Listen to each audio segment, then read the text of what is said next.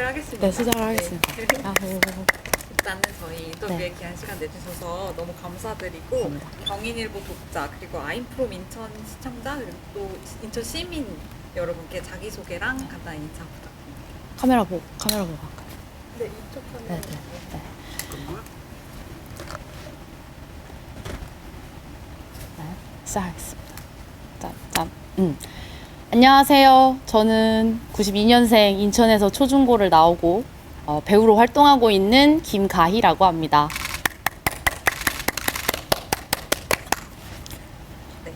네, 이제 가희님의 인생을 돌아볼 건데 이제 인천에서 학교 생활을 시작하셨는데 이제 태어난 곳은 서울이라고 들었어요. 네네. 그럼 이제 어떻게 좀 인천에서 살게 됐는지 아. 간단하게 제가 이제 첫째라서 어머니 아버지께서 서울의 작은 집에서 이제 시작을 하시고 둘째가 생기면서 저희 동생이 생기면서 아버지 직장에 이제 근처로 가다가 그 인천에 이제 터를 내리고 거주하게 됐습니다.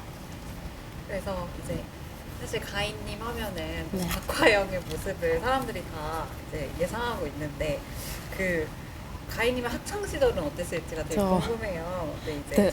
초서은중 이렇게 나오셨는데 이때 이제 가인님은 어떤 학생이셨나요? 그 박화영이라는 영화가 화제되고 나서 그때는 연관 검색어가 있었는데 그때 이제 김가희 일신, 김가희 과거, 김가희 고등학교 이런 게 막 쳤었는데 저는 생각보다 오히려 좀 애들한테 좀 존재감이 별로 없는 친구로 좀 조용한 친구였어가지고 그 에피소드 말씀을 드리면 제가 중학교 1학년 때 왕의 남자를 보러 친구들이랑 갔었는데 어떤 이제 무서운 언니들이 얘들아 이리 와 하고서 이제 돈 좀 달라고 그런데 제가 그때 당시에 좀 개그 본능이 많아가지고 양말에다 1,000원을 넣었었어요. 박영규 아저씨 따라하고 싶어가지고. 근데 이제 돈을 달라 그래서 양말에서 꺼냈더니 웃기다고 봐줬던 거예요. 그래서 저는 약간 그럴 정도로 좀 무서운 친구들에게 좀 그런 좀 재롱 아닌 재롱을 부리면서 좀 살아남은 그런 좀 착한 사람입니다. 이게 말이 지금 말이 너무 괜찮아요. 괜찮아요? 네, 잠깐. 네, 그래서 이제 그래서 초중고 때는 이제 남몰래 그 스타라고 이제 그 장래희망을 네. 적었었고 연기에 대한 꿈이 그래도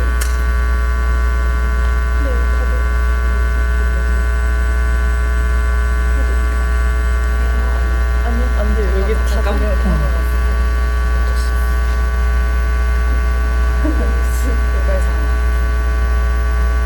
몇 시 상영?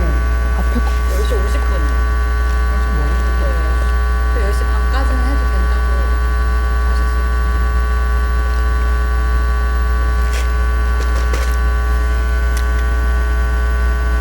처음부터 다시 해야 되는 거 아니야? 첫 번째로 지금 하시는 지금부터가 앞에 컷 너무 창피한데 말을 너무 아니 근데 약간 편집을 아이스 브레이킹 알겠습니다. 해보겠습니다. 지금 꺼졌어.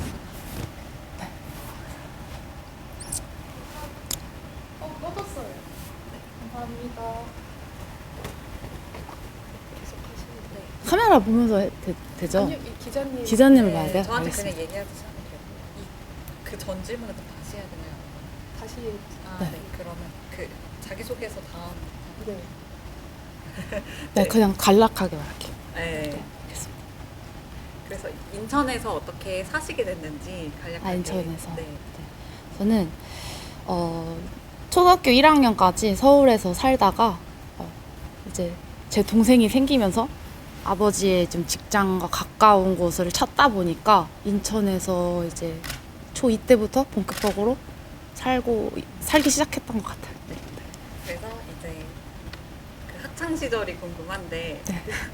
박하영의 주인공이 어떤 학창 시절을 보냈을지 궁금하실 것 같은데요. 이제 어떤 학생이었는지.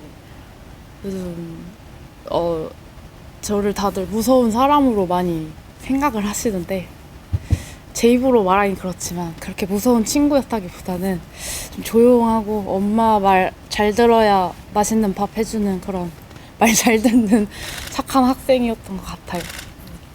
그때 그 부평에서의 일화 아, 좀 네네. 얘기를 해주시면 아, 제가 이제 부평을 놀러 간다고 이제 잔뜩 꾸민다고 이제 교회에서 받은 가방을 들고 친구들이랑 왕의 남자를 중1 때 보러 갔었는데 무서운 언니들이 이리 와봐라 친구들아 돈 좀 달라 그래가지고 다른 애들은 벌벌 떨면서 없다 막 이렇게 하는데 저는 그때 당시에 힘으로 안 되는 거면은 약간 재밌게 웃기자라는 마음으로 이런 개그 본능이 있었는데 제가 마침 양말에 1,000원을 놓고 다녔거든요. 그래서 이제 그때 박영규 아저씨처럼 이렇게 딱 1,000원을 넣고 나갔었는데 마침 그게 생각나서 드렸죠. 그랬더니 너무 웃기다고 너는 제외라고 버스비하라고 그래서 네, 저는 잘 돌아갔던 기억이 있습니다.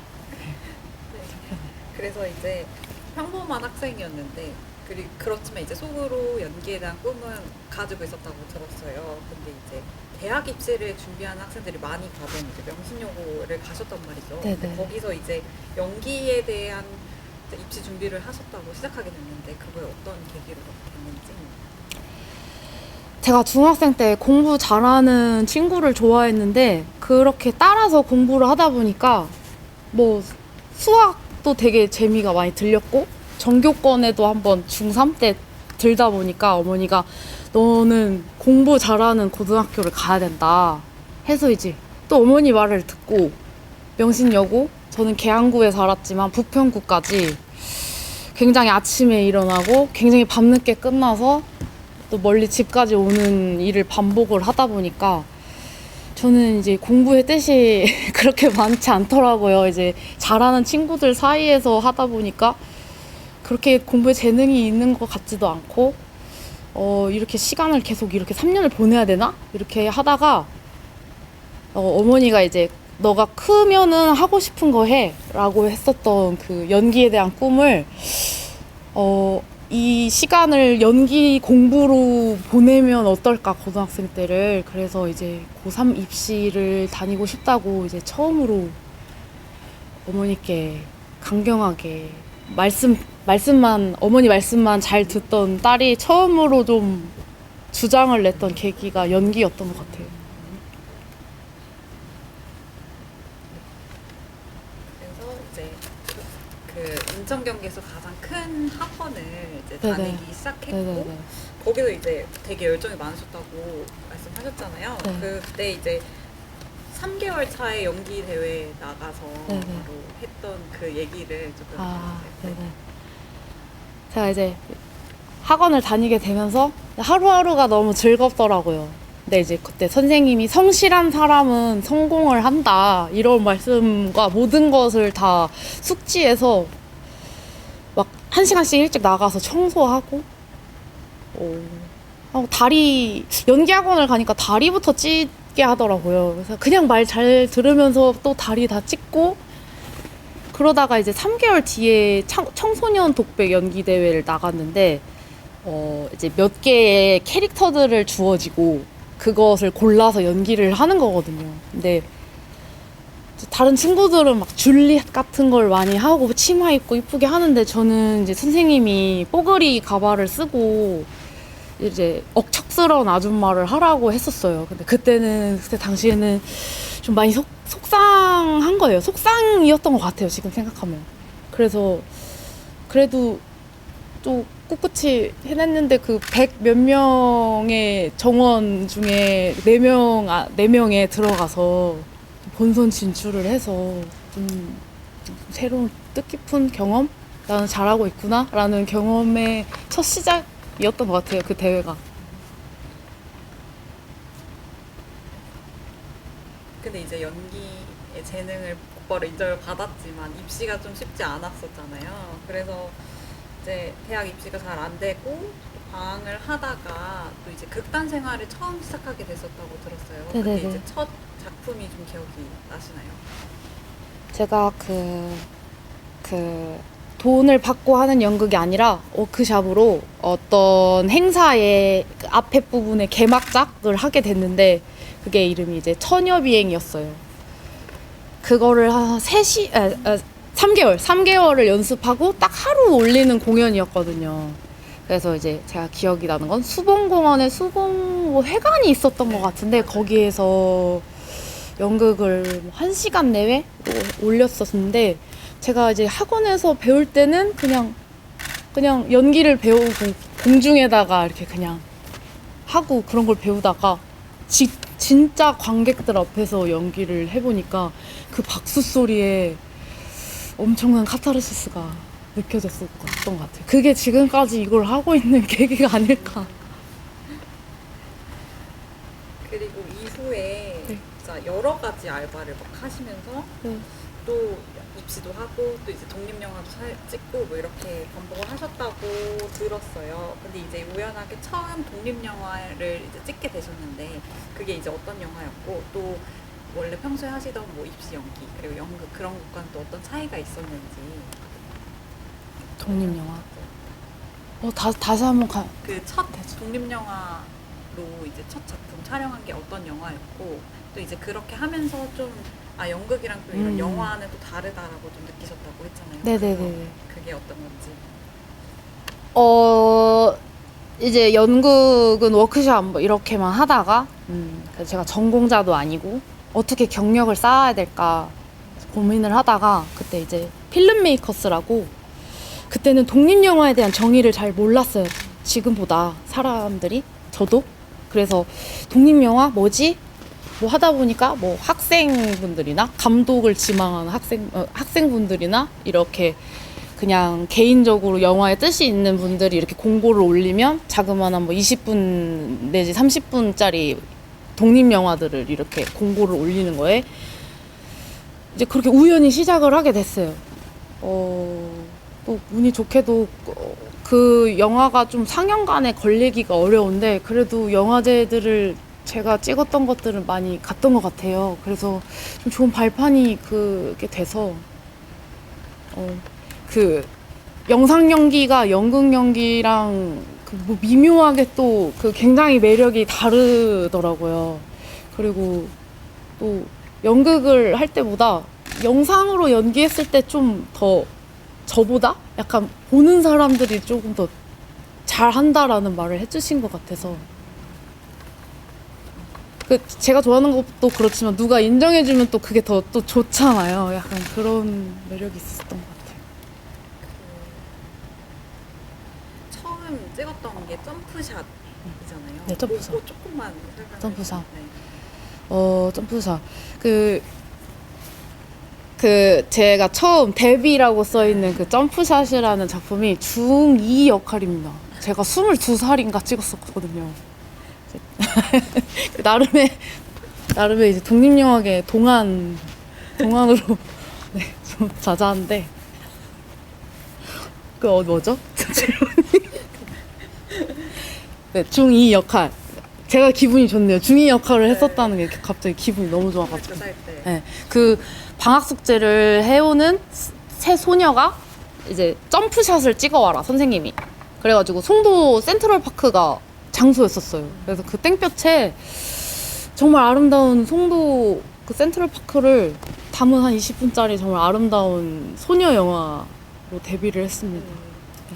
독립영화계 동안. 네, 독립영화계 동안. 네. 좋은데요. 네. 그래서 근데 이제 그때 독립영화를 촬영을 하고 되는 대로 촬영을 하고 또 이제 알바를 또 병행을 하고 이런 식으로 반복을 했다고 했는데 그때 이제 수학학원 강사를 했던 특별한 경험이 있다고 하셨어요. 그때 상황 조금 얘기해 주시면은. 이 단편도 영화라는 게 뭐 1년에 하나 있을까 말까 또 하고 하니까 이걸 본업이라고 할 수가 없겠더라고요. 그러니까 또 생업을 해야 되니까 또 언제 불러줄지 모르니까 단기 알바만 계속 하다가 이제 한 나이가 계속 먹어가면 할수록 어머니가 계속 걱정을 하시는 모습이 이제 마음이 무겁더라고요. 그래서 때려치자. 이렇게 1년에 한두 개 하면서 다른 거를 탄탄히 하면서 또 할 수도 있는 거니까 그래서 뭘 하지? 생각을 하다가 제가 중학교 때 또 공부를 수학을 굉장히 좋아했다고 했잖아요. 근데 그게 다 기억이 남는 거예요. 10년이 넘게 지나도 피타고라스, 삼각비 이런 거. 그래가지고 이제 수학 전입 강사를 하기 시작했죠. 제가 또 동생도 어린데 굉장히 어린 친구들이랑 잘 소통을 잘하거든요. 그래서 아이들도 좋아하고 수학도 좋아하니까 수학 전임 강사를 할까? 근데 한다고 안 시켜주잖아요, 거기서. 그래서 이제 이력서를 길게 편지로 써서 보냈죠. 제 인생을 써서. 그랬더니 와봐라. 그러면은 어떻게 가르치는지 내가 모르지 않냐. 뭐 이렇게 뭐가 없잖아요. 라이센스도 없고. 그래서 제가 시강을 해보겠다고 했어요. 그래서 원장 선생님을 안 치고 이제 난 수학 선생님이다 해서 그 전날에 EBS나 이런 걸 보면서 잘하시는 분들을 이렇게 쑥쑥쑥쑥 보면서 아 그거를 이제 그대로 시작을 하게 됐죠. 근데 막 떠들지 마, 막 원장님한테 막 이런 거 하고 시뮬레이션 하고 탁 하고 맞췄어요. 딱 이 페이지를 설명해 보세요 할 때. 그러니까 선생님이 오 그러면 해보자. 그래가지고 이제 시작을 하게 됐는데 아이들이 지금 이걸 보고 있다면 저를 굉장히 좋아해줬던 것 같은데 맞겠죠? 네. 네. 그러니까 시강에서 오디션을 본 것처럼 네, 맞아요. 그랬습니다. 연기를 네. 청중이 있는 것처럼 네. 네, 하셨던 것 같고 네. 이게 이제 그 상업급도 이제 시작하기 시작했잖아요. 그 해오름 예술극장에서 네네네. 한 그 연극들 거기서 그 멀티 역할을 주로 맡으셨다고 들었어요. 그래서 그때 이제 그때 이제 상황이 어땠고 연기를 하면서 어땠고 또 그 멀티 역할이 어떤 역할인지 조금 설명해 주세요. 또 그 연극의 또 매력 중에 하나가 그 관객과의 그 무언의 약속이거든요. 의자가 놓여지면 여긴 갑자기 화장실이야. 내가 뭐 경찰 모자를 쓰면 난 경찰이야. 이렇게 되는 약속이 있잖아요. 그 멀티라는 역할이 잠깐 나오는 역할들을 다 다른 배우를 쓸 수가 없으니까 뭐 써도 되는데 한 사람이 그걸 같이 하는 게 굉장히 재밌단 말이죠. 그걸 멀티역이라고 하는데 뭐 처음에 나올 때는 주인공의 여자친구로 나왔다가 갑자기 그 주인공의 할아버지를 잡아가는 뭐 경찰로 나왔다가 뒤에서 환복을 굉장히 빨리 하면서 이렇게 계속 카멜레온 같이 다양한 캐릭터들을 많이 표현했었죠. 그때 이제 독립영화를 찍는 그거 생활이 약간 불안정하잖아요. 어떻게 보면 그러다가도 이제 그 상업극에 대한 이렇게 또 지인분을 통해서 알게 네네네. 하셨는데 이렇게 연기를 하면서 또 이 불안정한 생활에서 갑자기 극단에 소속돼가지고 활동을 하면서 좀 안정감이나 뭐 이런 걸 얻으셨어요? 그러니까 연기하면서 좀 행복했다거나 네. 이런. 아, 그렇죠. 제가 항상 보면 지금까지 또 기자님과 사전 때 얘기했을 때 제가 그만두려던 순간이 딱 3번이 있었는데 미련 없이 그때마다 저는 이렇게 뭔가 알아서 좀 기회가 다시 오는? 좀 다시 연기가 내 발목을 잡으러 왔다? 그런데 이제 그 수학 강사를 하다가 너무 이제 연극 쪽에서 뭐 초연 공연을 하는데 같이 만들어보자라고 제안을 해주셨어가지고 또 그렇게 연극을 또 오래 하게 됐는데 영화는 또 한 번 프로젝트가 있으면 뭐 며칠, 뭐 한 달 이렇게 하고서 끝나는데 연극은 매일 가서 연습을 하고 어딜 매일 출근하라는 곳이 있으니까 그런 안정감은 또 있었던 것 같아요. 돈은 많이 못 벌어도 매일 내가 어디 가서 뭐 1명이라도 2명이라도 관객이 있는 날 그래도 공연을 하거든요. 배우가 5명인데 막 관객이 2명인 날도 있고 막 그러거든요. 그래도 해요.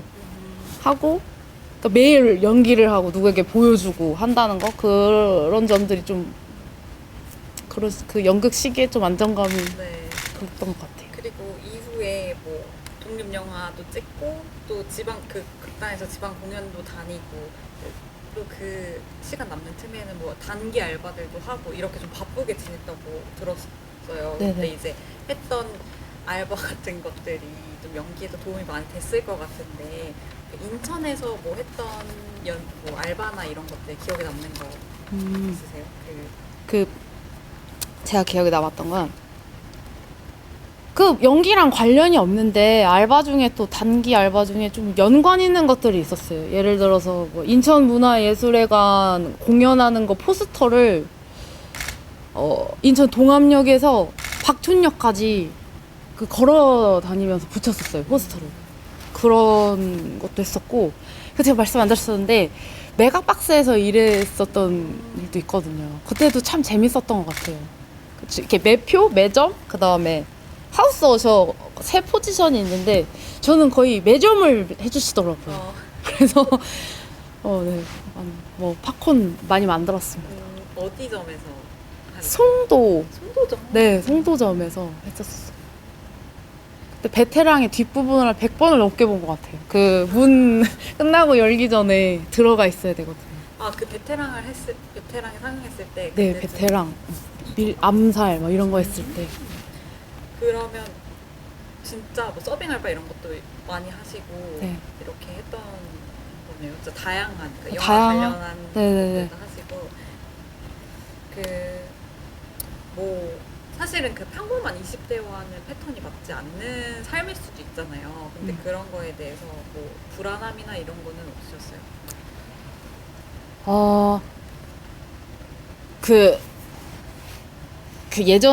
요즘은 좀 불안감이 많은데 그 이유를 지금 생각해 보니까 예전에는 좀 불안 좀 해야 되는데 그런 생활이 오히려 저는 하고 싶은 거 기회 있을 때 그러니까 굶어 죽지 않게 이것저것 경험해 가면서 알바하고 이러는 게 저는 좋았거든요. 근데 이제 남들의 기준에 그것이 불안정한 삶이라고 보이니까 타인에 의해서 이제 좀 저도 좀 그렇게 된 것 같네요, 이제. 그쵸. 나는 하고 싶은 거 해서 좋은데 주변에서 오히려 네. 좀 더 너 뭐 해야 되지 않니 이렇게 얘기한다거나. 제가 뭐 무료기나 이런 것들이 없어서 당장에 뭐 내일 공과금이나 이런 것만 있으면 저는 그렇게 좀 불안한 성격이 아니었는데 그래서 저는 알바를 해서 저는 나름 돈이 많다라고 생각을 했었거든요. 연극 때는 많이 못 벌어도 알바로 벌고 생활비하고. 그 독립영화 촬영한 것 중에서 그 박하영의 프리퀄이 되는 집을 촬영을 하셨었잖아요. 네네. 근데 그 이후에 이제 첫 장편 영화를 주연을 만나는 그 박하영이 어떻게 만나게 됐는지 좀 이제 그때 말씀하셨던 것처럼 뭔가 연기 이제 그만할까라고 했던 시기에 또 붙잡혀진 네. 이때 또 그 일화가 있잖아요. 네, 얘기를 좀 해주시면. 이게 자꾸 건방진 게 연기는 아직 뭐가 해주지도 않았는데 자꾸 그만둘까 했었던 것 같은데 저는 아예 그냥 하고 싶은 생각이 진짜 하나라도 들지 않게끔 미련 없었으면 좋겠다라는 생각에 계속 밀어냈거든요. 어쨌든 저는 이거를 너무 좋아하는 거를 뭐 주변의 사람들을 무시한 채로 그렇게 하는 것도 행복하지 않다고 생각을 해서 그렇게 이제 마지막으로 이제 좀 정리하고 무엇을 해야 될까 좀 생각을 많이 하고 있었을 때 또 이제 또 이환 감독님, 박하영을 만드신 이환 감독님께서 내가 너랑 한 그 8년, 7년 전에 만들었던 그 단편 영화를 조금 디벨롭해서 장편화를 했다. 근데 이제 오디션을 그냥 한번 보러 와라. 너가 프리퀄의 주연으로 나왔으니까 해서 이제 우연히 기회에 거기 오디션을 갔다가 이제 심사위원분들이 좀 좋게 보셔가지고 그게 2차, 3차가 되고 4차, 5차까지 보다가 그게 이제 너무 소름 끼치게 잘해서 5차까지 간 게 아니고 자꾸 미묘하게 박하영이랑 뭔가 닮았다고 하셨어요. 근데 그게 처음에는 하하하지 굉장히 미묘하게 기분이 안 좋은데 지금은 왜 그런 말을 하셨는지 알 것 같다. 뭔가를 만들어 오지 않고 그냥 그대로의 뭔가 다 배우분들이시니까 심사위원분들이 뭔가를 툭툭 던졌을 때 나오는 그 즉각적인 리액션들이 좀 박하영이랑 좀 섞이면 굉장히 잘 어울리겠다? 그런 것들 때문에 5차까지 저를 아주 괴롭히셨죠, 이한 감독님이. 네.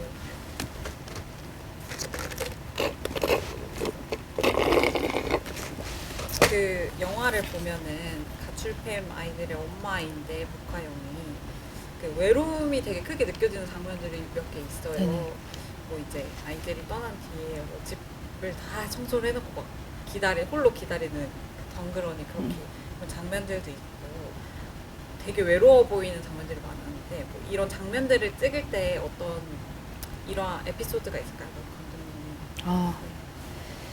감독님? 그때 왜 지금은 알겠는데 그때는 참 모르겠었던 감독님의 코멘트들이 참 많았는데 그 외로움이라는 게 이제 뭐 박화영이 누구를 만났을 때 욕을 하고 뭐 맞고 뭐 막 에너지를 뿜잖아요.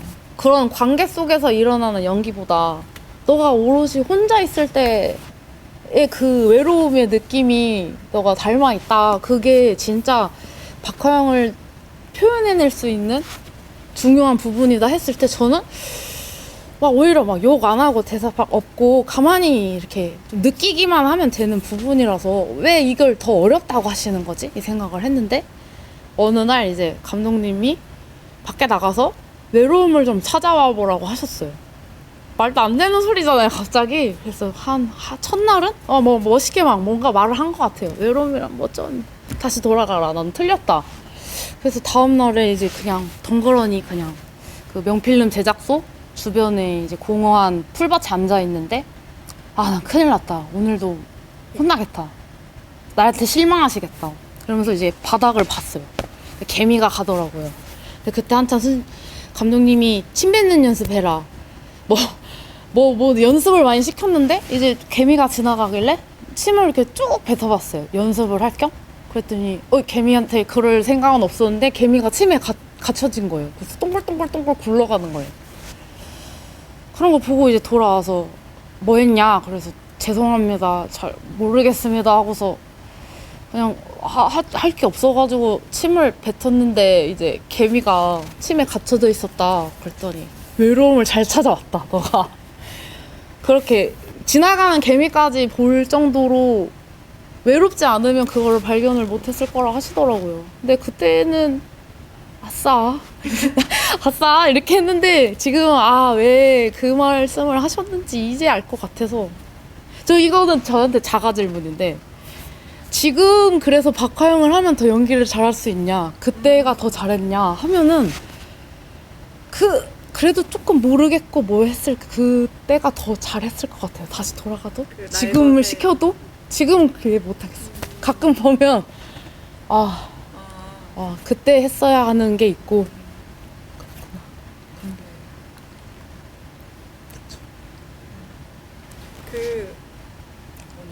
되게 많이 맞고 욕 듣고 막 이런 장면이 많잖아요. 그쵸. 근데 이제 그랬을 때 좀 뭐 비하인드가 있을까요? 그때 뭐 많이 힘들었다거나. 증명한 얘기도 해주시면 좋을 것 같아요. 증명? 100kg까지 증명.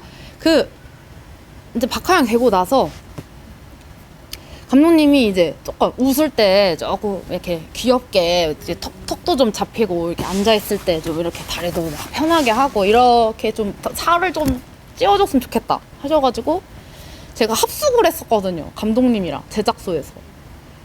5kg만 찐다고 쪘는데 감독님은 남자분이시고 살이 잘 안 찌다 보니까 5kg면 굉장히 달라질 줄 아셨나 봐요. 근데 이렇게 잘 숨어있는 살로 찐 거죠. 그러니까 또 이상하네. 모르겠네. 이렇게 하셨는데 저는 이제 점점 박화영을 계속 보니까 좀 편하게 좀 박화영화가 되다 보니까 이제 뭐 자릿수가 막 2번 바뀌고 그렇게 됐죠. 그래서 감독님한테 막 찍어 보내고 해가지고 좀 한 20kg 정도 찐 것 같아요. 그렇게 돼서 머리 자르러 가는 날도 이 사각사각 소리가 들렸는데 처음에 저는 머리카락에 대한 미련이 없다고 생각했는데 그 사각사각 소리가 저의 살점을 도려내는 듯하게 막 들들들들 떨리는데 비로소 진짜 머리를 자르고 살을 딱 찌우고 옷을 입혀놓으니까 왔니 박화영 진짜 저도 막 보는데 좋더라고요. 기쁘더라고요. 저도 약간 낯설다? 그래서 질문이 아, 뭐 네. 어째 제가 자꾸 삼천포 괜찮아. 이것도 없는 질문이긴 한데 평소에 약간 겁이 많고 막 이렇게 좀 박하영이랑은 다른 성격인데 네. 그렇게 뭔가 증량도 하시고 머리도 자르고 계속 이렇게 몰입을 하다 보니까 박하영처럼 이제 거친 연기를 하신 거잖아요. 네네. 근데 이제 그거 되게 폭력적인 장면이 네. 많아서 그러니까 되게 많이 맞고 막 이렇게 하고 상처도 뭔가 항상 볼이 아, 벌게 있고 아, 막 네, 그러잖아요. 맞아요. 영화 보면은 그때 뭐 힘든 점이나 아니면은 뭐 그때 촬영했을 때 네. 느꼈던 뭐 그런 에피소드 같은 거. 그 박하영의 또 많은 분들이 알아두시는 장면 중에 그 경찰이랑 굉장히 그 엄마 집 앞에서 그게 있어요. 그게 2회차였어요. 선배님들 이제 스케줄 때문에도 있고 장소도 있고 해서 너무 어려운 장면인데 그게 2회차니까 이제 또 빌라에 사시는 모든 분들이 이제 제작팀들이 다 이제 사전에 말씀을 드렸는데도 그냥 막 하다가 눈물을 뚝뚝뚝뚝 흘렸어요. 너무 나빠갖고 너무 상스러워서 못하겠어요. 그래서 그랬더니 감독님이 엄청 토닥여 주시면서 그때가 2회차 때 했던 그 연기여가지고 저는 그때 눈물을 뚝뚝 흘리면서 하다가 그 애드립 중에 막 칼을 막 어디다 할 줄 모르니까 막 쓰레기에다 찌르는 게 있거든요. 하면서 그 2회차 때 좀 비로소 박화영의 독을 흡수한 것 같아요. 그때 이제 완전 완충 딱 돼가지고 눈물 한번 흘리고 맨날 대본으로만 보면서 워크샵만 하고 하다가 진짜 그 실제 공간에서 그 쓰리뭉지 찌른 그게 애들이 네, 이게 뭐 막 이씨 막 하는데 사실 뭐 무섭잖아요. 에이 너 그리고 거기 중간에 제가 혼자 웃음 터진 것도 있고 하는데 그게 이제 박화영으로서 이 상황들이 저는 놀이라고 생각했거든요. 박화영이 나를 다 관심 가져주는. 그러니까 막 웃음도 나오고 바지도 전 진짜 벗으려고 안에 좀 입고 왔거든요. 그래도 벗을 준비를 하고 왔어요. 다 만말의 준비를 하고 네. 네. 그게 2회차였구나. 네, 그게 너무 저는 그러니까 연기에서는 영화 자체에서는 그게 티가 안 나니까 진짜 그냥 이 사람 박하영 그 자체다 이런 생각으로 계속 보니까 그랬었는데 2회차였다는 네. 그런 에피소드. 네. 그 이제 박하영으로 되게 주목 많이 받으셨고 상도 받으셨잖아요. 세 건을. 그리고 영화제도 가고 이랬는데 이제 이후에는 이제 삶이 확 달라졌을 것 같아요. 가인 삶이. 근데 이후에 뭐 어떻게 좀 변화가 어떠셨어요? 저는 그 준비가 아예 안 돼 있었다 해야 되나? 저는 전혀 제가 영화관에 걸리고 사람들이 저를 알아주고 TV에 나올 거라는 아예 생각을 아예 안 하고 내가 약간 아직도 내가 이게 맞을까? 이렇게 칭찬을 받고 관심을 받는 게 맞을까? 라는 생각에 그리고 박화영이 끝나고 나서 그 박화영을 좀 치유할 과정들이 없는 채로 그냥 관심 주시는 거에 그냥 겸손하게 이렇게 아닌데 하면서 그러고만 지내다 보니까 아닌 좀 병도 좀 난 것 같았고 지금 생각하면 그리고 뭐 워낙 또 큰 작품을 하게 되면은 난 할 수 있어 보다 할 수 있을까? 왜 자꾸 약간 하찮은 연기한다고 맨날 뭐 팝콘 튀기면서 막 영화관 막 사람들 영화 막 배우분들 영화 하는 거 보면서 이랬던 그냥 그냥 좋아하는 사람일 뿐인데 이게 맞을까 싶은 의문점들이 많아서 그 영웅역할 떨어져서 자신감이 없어서 그랬나? 자꾸 뭔가 약간 나는 성공을 하는 게 맞나? 약간 이런 게 있었던 것 같아요. 혼란이 있었어요. 혼란이 엄청 많았죠. 좋아하는 연기를 하면서도 또 반응이 좋으면 또 그래 싶다가도 또 실망시켜드리면 어떡하지? 또 이런 거죠. 왜냐면 나는 지극히 인간이라서 그렇게 칭찬해주신 대로 못할 수도 있는데 그런 생각? 근데 지금은 좀 거기에 대해서 좀 괜찮아진 것 같아요.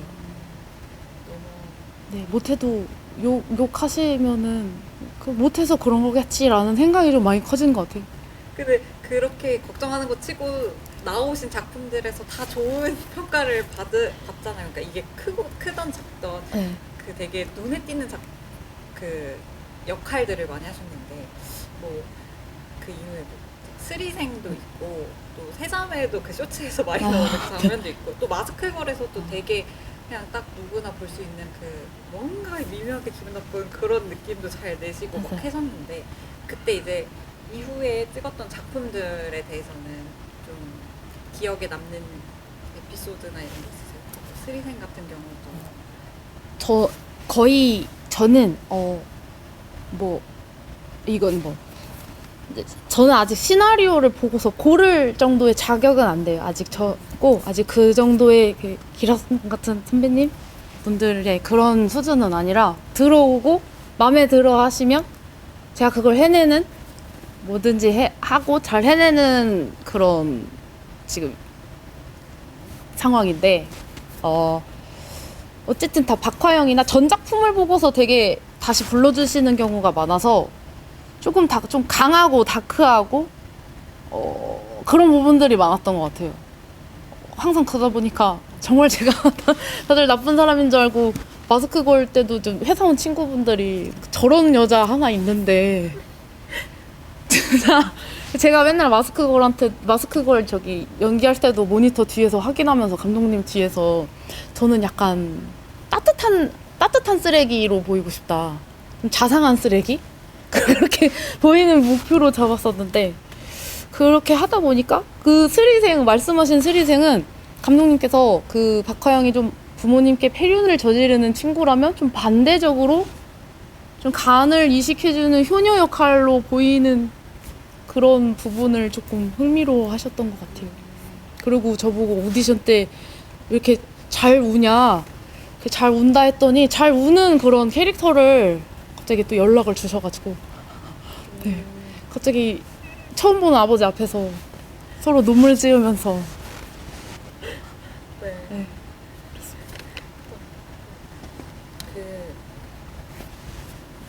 이번에 여기 없는 질문이긴 한데 그냥 가볍게 보고 싶을 것 같은데 그 이후에 이제 뭐 그 날아올라라 나비 네. 그거 아직 방영이 안 됐지만 네. 그거 말고 또 연인도 있고 그 낮과 밤이 다른 그녀 그리고 그 최근에는 공명광에도 나오셨잖아요. 네, 네.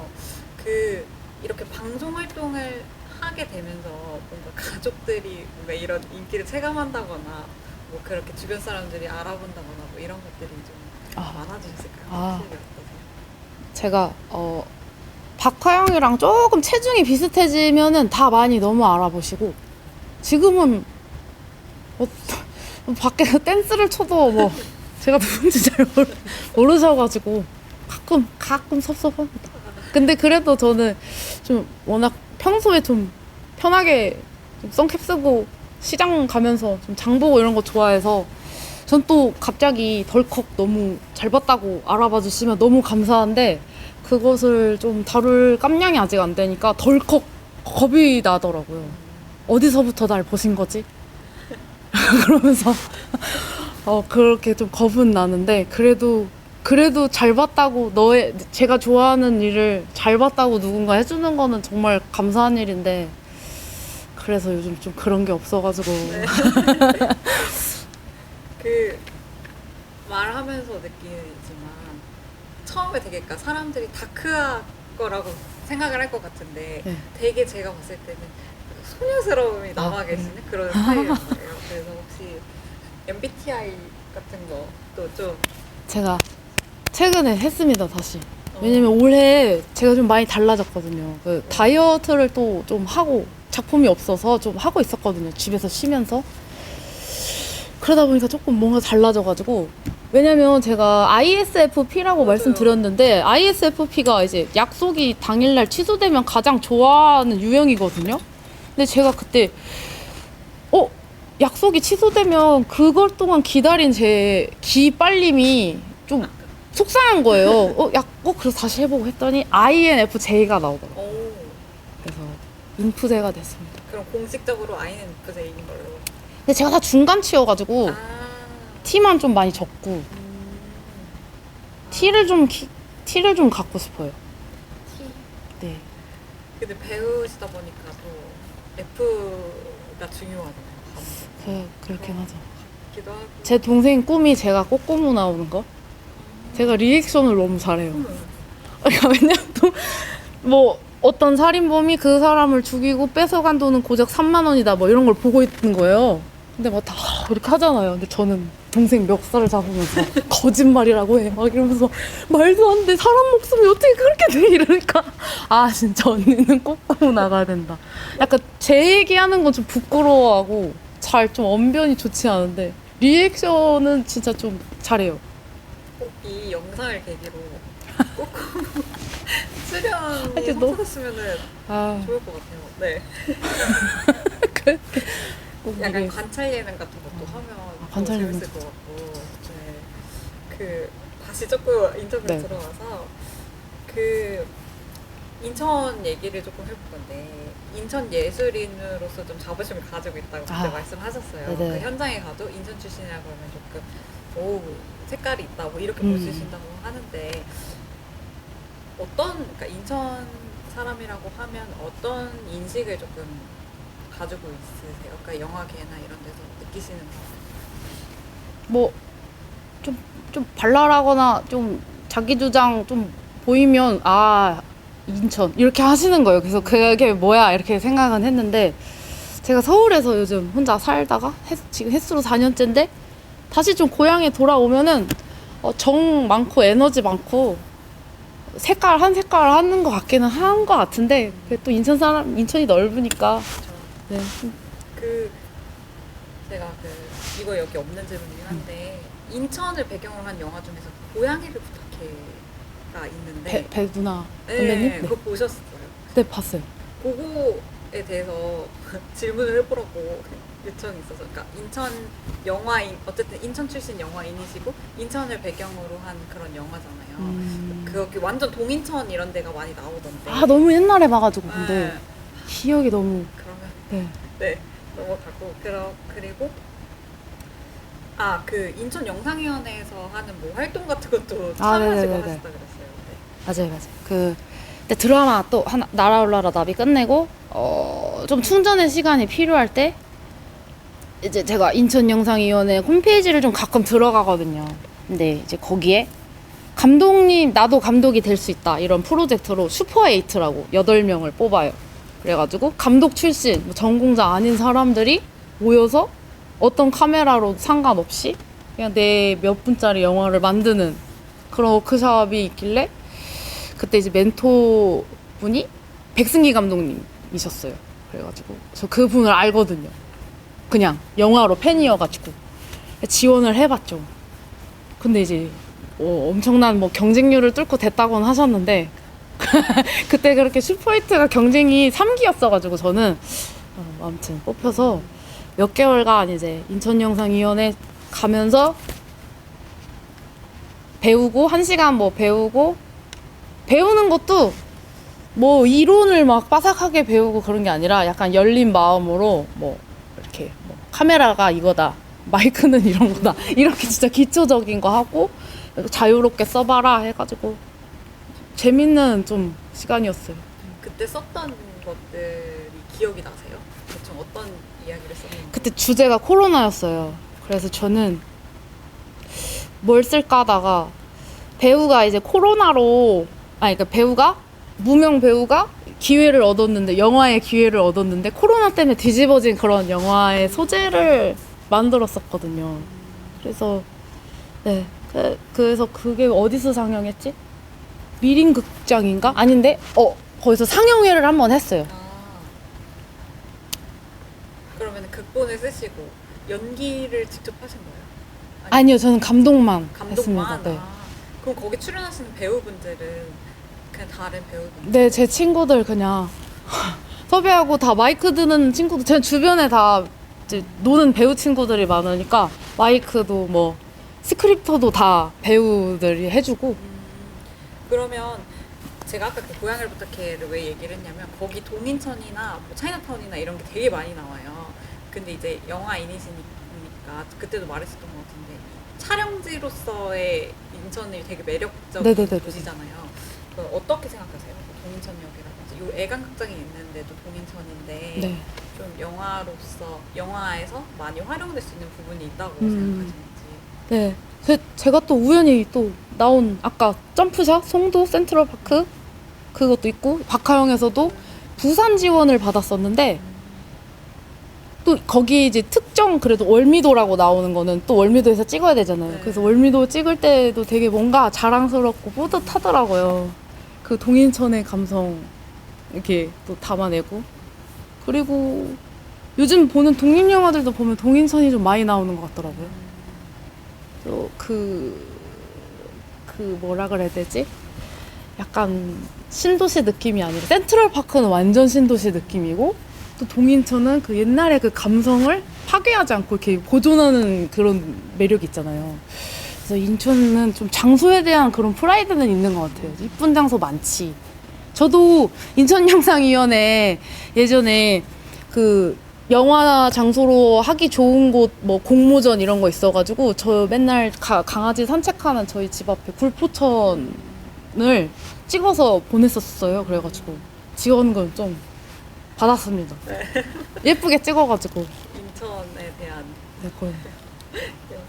그래서 마지막 질문인데 그 어떤 배우가 되고 싶은지 아니면 또 어떤 장르를 찍고 싶은지 또 앞으로의 목표가 있는지 그런 거 좀 자유롭게 얘기해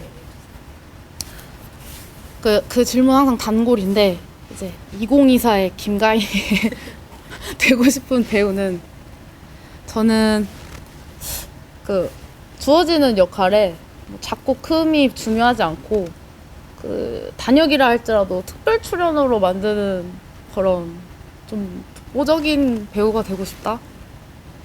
뭐 항상 그래왔고 이 말로 또 더 다짐을 하게 되고 네. 그렇습니다. 그리고 장르는 제가 약간 하이퍼 리얼리즘의 드라마 습성을 되게 그런 장르를 많이 했는데 좀 비현실주의적인 것도 해보고 싶고 해보고 싶은 건 정말 많죠. 많은 작품이 들어오길. 네. 이게 준비한 질문은 마지막인데 혹시 추가로 오셨나요? 저는 그냥 듣다 보니까 좀 개인적으로 궁금해가지고 저 좋아요. 네, 영화 연기 하기 전에 연극을 했다고 네. 하셨는데 연극에서는 주로 어떤 역을 맡으셨는지. 아, 연극에서 조금 그 있잖아요. 그 혹시 연극 꼭 관객한테 말 거는 그런 좀 재밌는 그런 캐릭터들 있어요. 그런 좀 즉흥적으로 관객들한테 말 걸면서 좀 억척스러운 역할들을 좀 많이 했던 것 같아요. 제가 목소리도 크고 이러다 보니까 그런 역할들을 많이 주시더라고요. 연극을 하면서 배우신 게 있나요? 배운 거는 관객들 앞에서 뻔뻔해지기 그런 거랑 배울 점? 발성 같은 것들? 전달력 같은 걸 좀 많이 배운 것 같아요. 영화는 감정만 있어도 마이크랑 이런 장비들이 다 담아주는데 연극은 내가 곧 마이크가 돼야 되니까 그런 것들? 맞아. 그리고 애주가라고 들었는데 네. 어떤 술을 주로 마시고 뭐 얼마나 마시는지 궁금합니다. 그게 이제 제가 20살 중반에 했던 말인데 지금은 그 좋아한다고 그만큼 먹을 수 없더라고요. 이제 체력이 잘 안 돼가지고 제가 원래는 소주만 좋아하는데 요즘은 날씨가 더우니까 그 딱 청소 한번 다 해놓고 소맥 한 2잔 먹는 게 참 맛있더라고요. 근데 배가 자꾸 나와가지고 맥주는 그래서 좀 많이 줄이려고 하고 있어요. 저는 몸을 뜨거워지게 하는 술보다 좀 차가운 게 요즘 맛있는 것 같아요. 그리고 박화영 캐릭터가 너무 강하다 보니까 좀 이미지 변신이 힘들었을 것 같아요. 네. 맞아요. 제가 살을 좀 열심히 빼놓으면 난 박하영 앵코르 이런 느낌으로 좀 아쉬워하시는 분들이 좀 많았어가지고 열심히 빼놨는데 그래서 좀 많이 힘들지만 그래도 박하영 10주년쯤 됐을 때는 맞다, 이 유명한 배우가 박하영의 시작이었지라고 하지 않을까 그때쯤이면. 지금은 즐기고 있습니다. 그냥 댓글 보면은 분명히 다른 사람인데 왕 박하영이당 막 이렇게 다 낙가범이랑 그래도 막 이러더라고요. 그래서 지금은 지금은 즐거워하고 있어요. 마지막으로 앞으로 어떤 연기, 어떤 역을 맡고 싶은지. 저 어떤 역? 이런 역 한번 맡아보고 싶다 하는 거. 저는 좀 코미디 장르도 좋아하고 어쨌든 사람이라는 게 참 야속하게 인정해주는 분야는 이제 인정됐다 이거야. 좀 다른 거 보여주고 싶다 이런 욕심은 있는데 근데 지금은 그냥 좀 표현할 게 많은 좀 그래도 그냥 저는 다 좋은 것 같아요. 진짜 마지막으로 그 박하영 이후에 많은 작품에 그래도 나오셨잖아요. 읊어주시니까 저도 이제 알았네요. 박하영만 있는 줄 알았는데 나 또 눈물 날려. 오늘 다크하게 안 가기로 했는데 이렇게 읊어주시는데 나 되게 많이 했구나. 네, 엄청 많이 하셨어요. 그래서 네. 관객분들이나 아니면은 시민분들이 이 작품을 조금 보셨으면 좋겠다. 나의 이런 매력이 드러난다. 이런 것들. 이게 그 대만 방영이어가지고 아쉽게 된 날아올라라 나비가 제가 또 스타일리스트 언니도 있고 그때 그래가지고 아주 반짝반짝하고 귀엽고 또 이제 박하영처럼 오동통한데 굉장히 완전 다른 캐릭터여가지고 못 보여드린 게 많이 아쉽네요. 혹시 자기소개 다시 한 번. 네네네. 아직 지금 카메라 틀어줄 보고 때.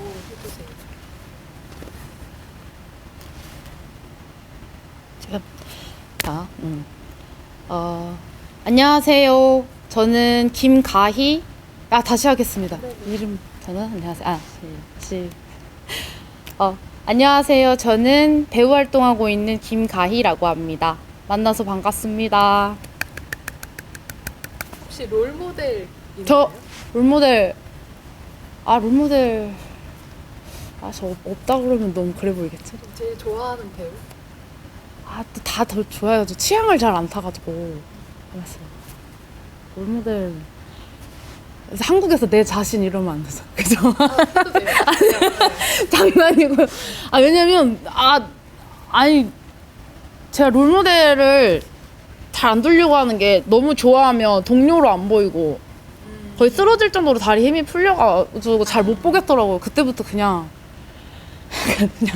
존경심은 다 있어요. 이 바닥을 이렇게 오래 견디셨다는 것만으로도 엄청나시구나. 이래서 롤모델은 네, 생각해볼게요. 아니면 현장에서 마주친 선배나 아니면 작품에서 마주친 선배나 이런 약간 이분은 좀 존경할 만, 그러니까 존경심이 든다 이렇게 존경하는 배우 분들이. 저 항상 본인 촬영 아닌데도 모니터 다 하러 오셨던 문소리 선배님. 그 다음에 제가 연기가 잘 안 나올 때 방에 따로 불러서 눈물 지으면서 제 연기를 끌어내 주셨던 김선영 선배님. 그 다음에 그리고 참 이거 되게 이쁘다 하면은 이거 이쁘다 하고 돌아가면은 표현은 잘 못하시니까 그거를 포장지에 다시 싸서 저한테 매일 힘내라고 선물로 주셨던 최단일 선배님. 또 되게 다 너무 저렇게 좋은 사람들만 다 남아있는구나. 다 존경스럽고. 그쵸. 또 너무 훌륭한 분들이랑 너무 많이 해서. 안지용 선배님은 실제로 보는 연기인데 소름이 돋을 정도로 엄청나셨다는 걸 또 느꼈었어요. 염혜란 선배님은 후배들 나오는 거 바쁘신데도 다 모니터 하시더라고요. TV로 다 보시더라고요. 그래서 뭐 잘 봤다 해주시고. 정말 배우가 되려면 진짜 그릇이 넓어야 되는구나.